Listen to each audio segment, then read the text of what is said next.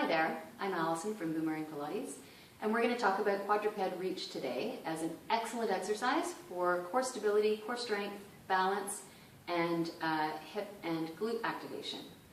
We're going to do two little pieces of information. If you are a client or if you are a practitioner of Pilates or some other form of exercise, the first part of the video is great for you.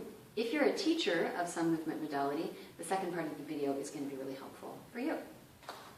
So this is a reformer, for those of you who are not familiar with it. This particular moment, we're going to talk about quadruped reach, which is one of my favorite mat exercises. So you're going to get yourself nice and stable with your arms vertical and your hands directly below your shoulders, your legs vertical and directly below your hips. You're going to have a neutral spine. This is not a neutral spine. If you have no lumbar curve, this is non-neutral, so you want to let the lower belly and the pelvic floor release, the fronts of the hips relax. And you're going to press into the floor so that your shoulders are nice and wide and stable. Got a little lift to the base of the ribs. Inhale for nothing. On the exhale, extend your arm and the opposite leg. You can let your head drop down and check to see that the supporting leg is straight up and down. If it's tipping over to the side, see if you can bring it to center.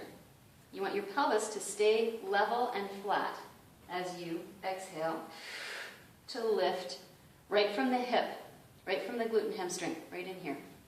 If you're feeling that this is coming from your back or you're aware that you're lifting really high, see if you can limit your range a little bit. If you have access to a reformer, set it up so that you have the middle lightest spring on. Hook your toes around the foot platform.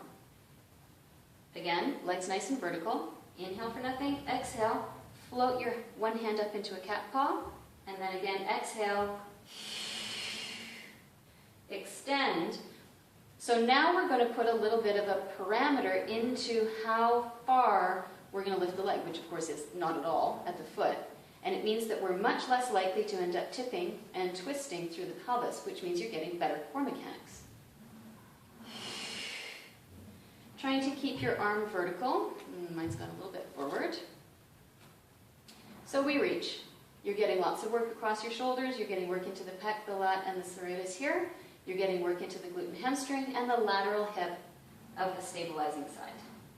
Then you can add a flexion and extension of the ankle. You could do 8 or 10 of those. And then come back in, having done all of that, again, if you have access to a reformer, and then try your basic quadruped reach again. Lifting, maintaining that nice level line across the pelvis. You could put a ball on your lower back maybe if you want, and that's going to help you to identify whether you're in fact doing any tipping or twisting. So if you are a practitioner of movement, you can carry on doing that, building up to about a minute or two of movement on each side. If you are a teacher, then let's talk a little bit about why that's a helpful combination to use. Lots of people, when they're doing their hip and leg movement, really tend to default. We don't have a lot of mobility as a culture in our hips. We sit a lot.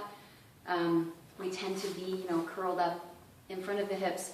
And then for lots of us, when we then actually stand up, the pelvis comes forward like this, right? And now we've got our hip flexors overly lengthened but working as seat belts, so they're on but long, right, to stop you from doing this. So we have these two combinations of two folded up on the one side and two elongated but not pliable on the other side.